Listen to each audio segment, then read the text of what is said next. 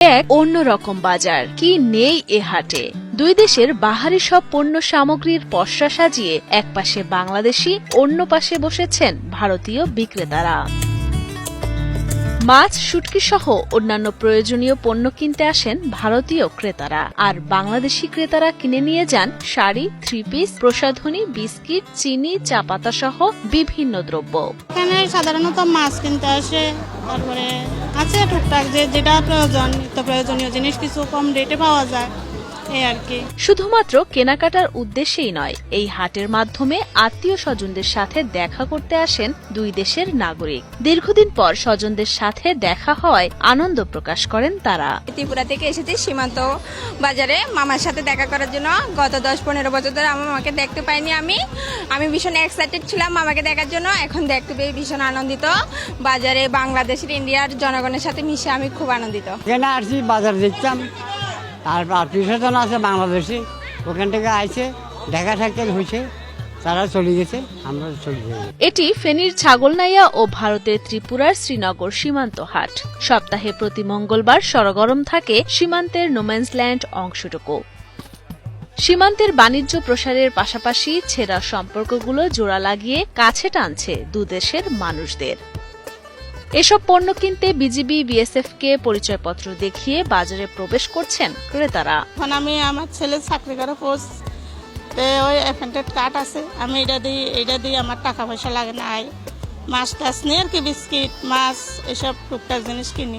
আমাদের বর্ডার হাট হওয়াতে আমাদের বাংলাদেশের কিছু পণ্য আছে ইন্ডিয়ার, ভারতের জন্য সস্তা পড়ে, আর ভারতের কিছু পণ্য আছে আমাদের বাংলাদেশের জন্য সস্তা পড়ে।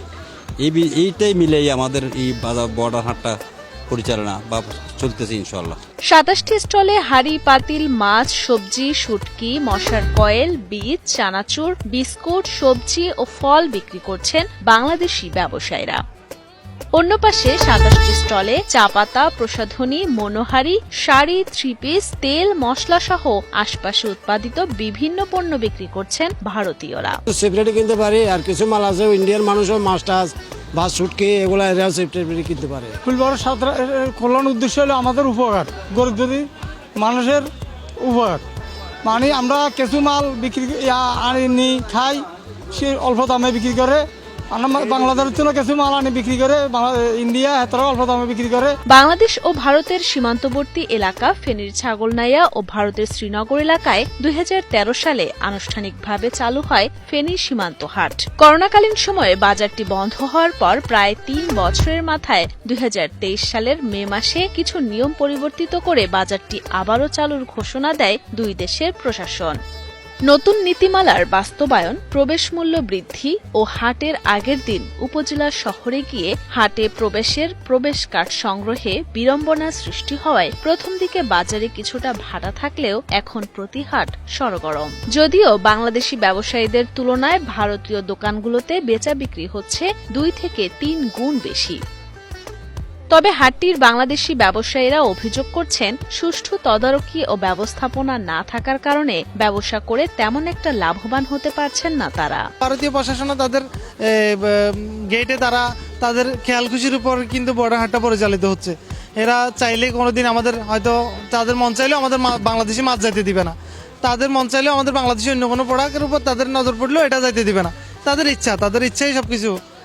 এটা আমরা কারো কাছে যে অভিযোগ করবো এই ধরনের পরিস্থিতিও নেই। এছাড়াও অভিযোগ উঠেছে এই হাটটিকে ঘিরে চোরাচালান চক্র সক্রিয় থাকার। সুকৌশলে হাট থেকে অনেকে চিনি সহ অন্য অনেক পণ্য সরিয়ে নেয়। তবে এসব অভিযোগ অস্বীকার করে হাটে সুষ্ঠু ব্যবস্থাপনার কথা জানান উপজেলা প্রশাসন ও কাস্টমস কর্তৃপক্ষ।